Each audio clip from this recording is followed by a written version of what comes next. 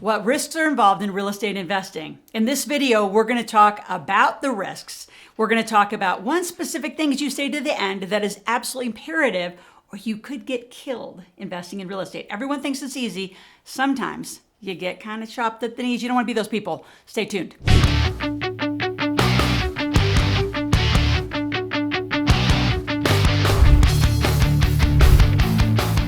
There's 5 things we're going to talk about in this video. We're going to talk about strategy. There are so many strategies. I'm going to mention the 5 that I've loved and became a millionaire in many of them. And then we're going to talk about the one thing that actually doesn't have anything to do with the property. We're going to talk about market risks, financial risks, and then the big one thing, but I'm not telling you what that is till the end of our video. All right, so let's talk number 1. What are the ways that you could do real estate? There are so many strategies, and it has to be driven by what's going on in the economy. I mean, since the pandemic, there have been such a flood of just demographic transfers. And I can tell you one I'm going to start with, which will be shocking to you, is RV parks. There are more people living in RV parks. In fact, in Boise, because we're building up there, there's 2,300 people from California, Oregon, and Washington living in RV parks waiting for someone to build them either a house or even somewhere to live. So what does that mean for the developer, right? So that's the second thing. We develop, we build from scratch, we buy land, we either flip to builders or we build ourselves. So we're building fourplexes. We were building single family homes. We couldn't build them fast enough. So we moved to fourplexes so we can move more people in. The housing prices have gone 400 to 600,000. The rents have gone from 1,200 to 1,800. I mean, it's unprecedented if you're on that side. So it is clearly a seller and developer's market, not necessarily a buyer's market. So you have to think, well, where am I going to go? Well, switch gears. I have more clients, a lot of clients in the Midwest. In fact, some of my 12 and 18, several 18-month millionaires are Ohio, they're Kansas, they're Missouri, Oklahoma's my millionaire market.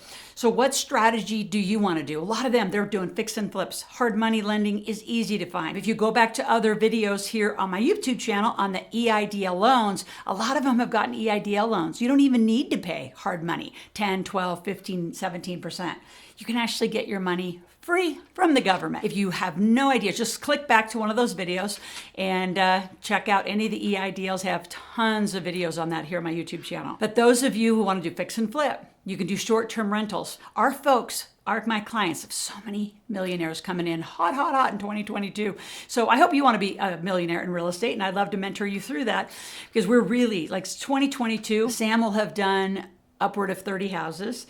Joe and Becky are doing a variety of fix and flips, and they're moving long-term into short-term rentals. And those of you who move your long-term rentals into some combination of short-term rentals are going to have a huge success. Huge success. So I just want to get you excited. There are so many ways to do it. And if you want to do it the all terms way, you can do lease options. We do lease options from lands to larger projects. So once you decide the strategy, then what do? Right? Because again, we're talking about risks in this video. Let me share with you the risk that has nothing to do with the property. It has to do with the people you're involved with.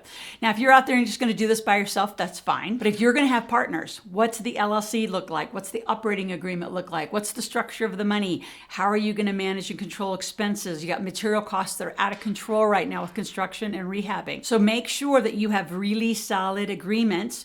In fact, I have another video here on YouTube. It's called Design Your Divorce While You're in Love, which is how do you build that operating agreement with a partner? So many people, that it's a risk that just is too casual. Everybody gets excited going into the deal, and then the deal falls apart. Before I go into number 3, I want you to click below. I want you to subscribe to my channel if you're enjoying this and go back. I have tons and tons of videos on many topics on how to make you a millionaire. I was a real estate millionaire, so I'm always in love with these topics and hope you decide to be one soon with me. So number 3 is market risks. Now, a lot of people just say, well, you're just a Midwest, buyer of real estate. Well, it was my millionaire market. I did it in Oklahoma. I'm doing it in Kansas. I've got Airbnb short-term rentals we do out in the Ozarks. We're doing fix and flips up in Ohio. Yeah, I love that market. I've done a ton in Arkansas, Mississippi, Louisiana, you name it. I love the Midwest markets.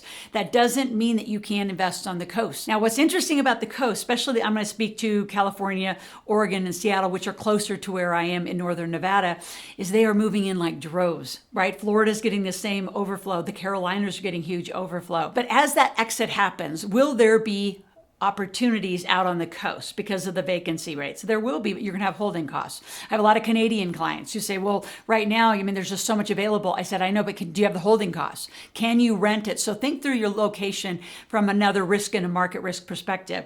What's the job growth? Right? What's the household income? Are there renters? Are there buyers? Is there influx of other industries coming in? You've really got to look at that market risk and that location risk. Now, just financial risk in general. You get out of bed and you have financial risks. So you get up and you just walk through life. You got financial risks you're doing all day. So how do you then assess them inside real estate? So inside real estate, number one is there an ROI? Right? From where you're buying it to whether you're going to rehab it, have short-term or long-term rent, how are you going to monetize the asset? And then you really want to look at the IRR part of it, which is the tax side. And that is with a very smart tax accountant, not just, your typical H&R Blocks that are down the street. We're talking real tax strategists who know how to book the depreciation schedules for you. So all of that financial risks need to be looked at. Ideally, you have a financial mentor, you have a great tax strategist, but I would run that by a few people, not just count on those online, cash flow calculators that everyone just, looks at. As you can see through my YouTube channels and through all of my work, I'm not a fan of just the standard traditional stuff that's out there. So I want you to dig deeper. I want you to go those who have success, that have proven success in today's market, not 20 years ago. There's a lot of people that are in the space of the internet right now. They did this 20, 30 years ago. And yes, I was a millionaire 20, 30 years ago, and I'm still amazingly active. I mean, my real estate portfolio and activity in 3-4 markets is more aggressive than most people even do in a lifetime. So I love it. I will always do real estate. Let's go to the next and the biggest one. The one thing that could absolutely kill you if you don't do it right. It's due diligence. So in my third book, The Millionaire Maker, Wealth Cycle Investing, I actually have an entire chapter on due diligence. I have forms that you can download on how do you walk through due diligence. But I want to go through that checklist with you right now. So get a pen and paper. Let's go. So I want to read exactly the 7 things that you need to do for due diligence. And again, I encourage you, you can go get my Millionaire Maker, it's my third book, it's Wealth Cycle Investing. Read the chapter on due diligence. It's phenomenal. At the end of this video, I'm going to give you my blueprint on how I became a millionaire. So stay tuned. But I want you to write these down. And the 7 questions that absolutely need to be asked as you're doing due diligence. Number 1, is it congruent with my investing rules? Right? So you say, well, I don't have any investing rules. Again, a whole nother chapter in my Wealth Cycle Investing book about money rules. I'll give you a basic money rule for real estate. Are you investing for appreciation in cash? Or are you investing for cash flow? And you could say, well, I want both. Well, I can tell you in a land development deal, you're going to get one. You're going to get cash. You're going to get appreciated, cash out, big payday. You're not going to get cash flow. So if you want an RV park, like the RV park we're building, one of them has 66 units. That'll be a monthly fee of, say, approximately $500 per unit per trailer. It's going to work, right? So that's cash flow. So that's a money rule, for example. So do you have congruency with your money rules? What's your exit? Are you in this for a long time, short term? What's your deal? Number 3, what's big money investing? For some of you, doing a $100,000 deal is great. There are some of you that you won't even get out of bed for $1 million deal. Well, I have clients that won't do anything less than a $25 million deal. So what is big money to you, and what can you really, I'm not going to say afford, because I don't even like that language pattern, but what kind of capital do you have that you can have access to now? And I would highly encourage you. How I became a millionaire 6 months in real estate was a team. I joined another team of 20-year successful folks. So some of you, doing it alone, it's suicide. All right.